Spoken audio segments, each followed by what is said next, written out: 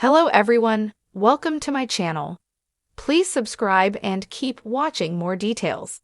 The former cast of Coronation Street now, from shameful sacking to addiction battles.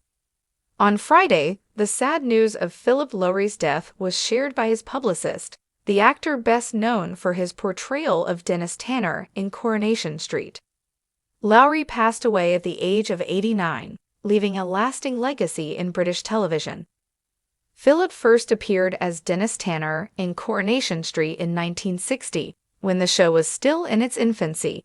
He became one of the iconic characters of the early years, known for his charm and quick wit. Fans of the show have expressed sadness after hearing of his demise, with many remembering Dennis fondly as one of Coronation Street's most enduring early characters.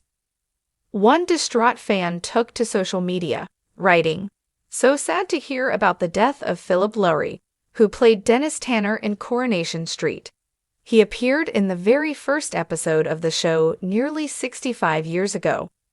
His career with Coronation Street was far from short-lived.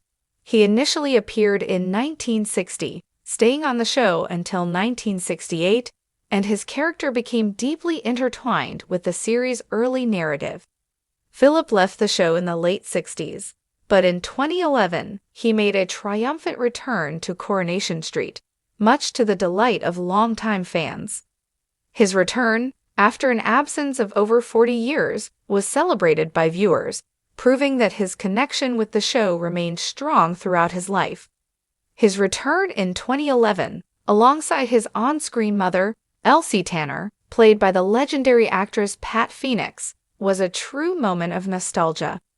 Even though Coronation Street bid farewell to Dennis in 2020, when he was written out of the show, his memory lived on. Coronation Street has been gracing screens for over 60 years, introducing countless beloved characters, many of whom have left a mark on the show. While some actors have gone on to achieve great success in new ventures, others have faced personal challenges or heartbreaking tragedies. Here's a look at what happened to some of the iconic stars after they bid farewell to Weatherfield. Bill Tarmy, who played Jack Duckworth for 30 years, passed away in 2012 after leaving the show due to health problems and the tragic diagnosis of his son's brain tumor. His final scene, where Jack passed away in the same chair as his wife Vera, was a heart-wrenching moment for fans. Tarmy's legacy lives on in his beloved character. Liz Dawn, who portrayed Jack's wife Vera, left Coronation Street in 2008 because of her lung condition. She passed away in 2017 after battling emphysema.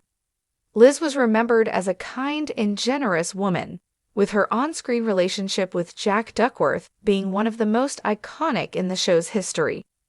Sarah was only supposed to be on the soap for 3 months when she joined in 1991, but she was brought back and ended up staying for half a decade. In 1996, Rachel left her husband, Curly Watts, in tear-jerking scenes, which 20 million people watched while more than 22 million saw their wedding. She's gone on to star in an array of shows, most notably Happy Valley, where she portrayed St. Catherine Cawood. Kevin Kennedy played the legendary Curly Watts for 2 decades. After leaving the soap in 2003, he launched an addiction recovery charity to help others with addictive and mental health disorders. Kevin set this up after dealing with his own recovery journey from alcohol addiction for 22 years. The disgraced actor, who graced the Coronation Street set for 17 years, was given the boot from the iconic ITV show after he sexually harassed 2 women, grabbing them by their private parts during a drunken spree in Manchester. In court at Manchester Magistrates Court back in December 2017, Langley admitted to battling alcohol issues and confessed there were times he couldn't recall events the morning after a night of heavy drinking. Dodging a jail sentence, Langley received a 12-month high-level community order, was subjected to curfew via an electronic tag, required to register as a sex offender for 5 years, and ordered to pay £250 in compensation to each of the victims he assaulted. He wept in the dock and later issued an unreserved apology to the women he groped on a night out in the Sunday Mirror.